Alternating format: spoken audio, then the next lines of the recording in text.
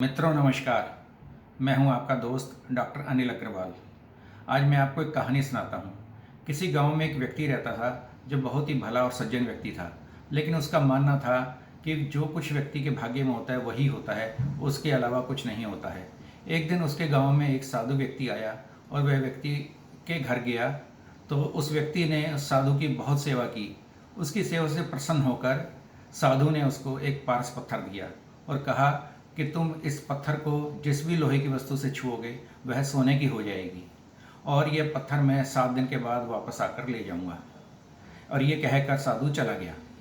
उस व्यक्ति ने पूरे घर में देखा तो उसको बहुत थोड़ा सा जो है लोहा मिला, तो उसने जब उस लोहे को से वह पत्थर छुआ तो वह सोने का बन गए। तो उस सारे सोने को उसने शहर ले जाकर बेच दिया और अपने कुछ खाने पीने की चीज़ें और घर के और ज़रूरी सामान लेकर घर वापस आ गया। अगले दिन वह लोहा खरीदने के लिए शहर गया। तो जब उसने शहर में जाकर लोहे का भाव पूछा तो पता लगा कि लोहे के दाम पहले से 1.5 गुने हो गए हैं।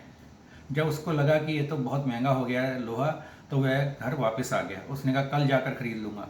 तो जब वो अगले दिन गया तो उसने देखा कि आज फिर कल से भी ज़्यादा भाव बढ़ गए हैं। तो बढ़े हुए भाव देखकर वह लोहा नहीं खरीद सका और घर वापस आ गया।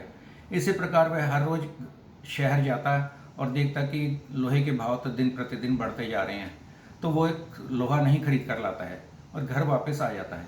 7वें दिन अचानक साधु वापस आ जाता है और उससे अपना पारस पत्थर मांगता है।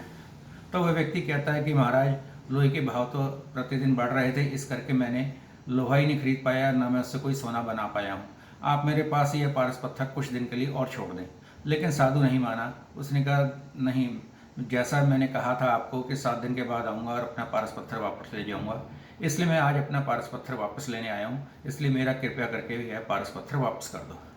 वह सज्जन व्यक्ति था, उसने वो साधु को पारस पत्थर वापस कर दिया और साधु अपना पारस पत्थर लेकर वापस चला गया।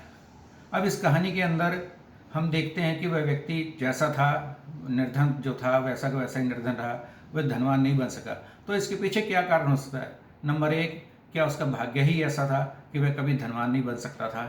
नंबर 2, उसकी बुद्धि ऐसी थी कि उसने अपनी बुद्धि से काम लिया कि अभी लोहे के रेट बढ़ रहे हैं तो इसलिए अभी मैं लोहा नहीं खरीदता, बाद में खरीदूंगा, और उसकी बुद्धि के कारण वह निर्धन रह गया।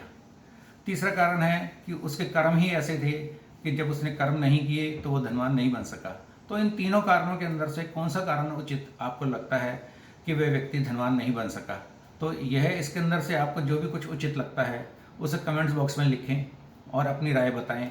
और इसके अतिरिक्त भी अगर आपको लगता है कोई और कारण था तो उसे भी कमेंट्स बॉक्स में लिखकर बताएं। धन्यवाद दोस्तों।